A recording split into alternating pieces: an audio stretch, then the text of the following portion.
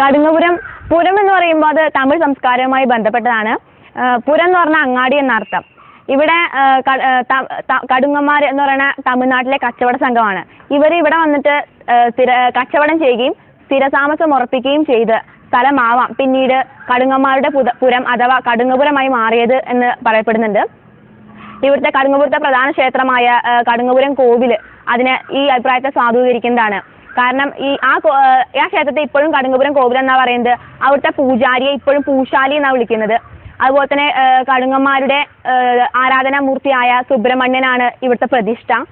ഇതൊക്കെ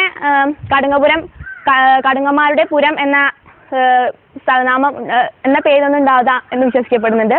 അതുപോലെ തന്നെ കനകപുരം എന്നും കടുങ്ങപുരത്തിന് ആദ്യനാമം ഉണ്ടായിരുന്നു എന്ന് പറയപ്പെടുന്നുണ്ട്.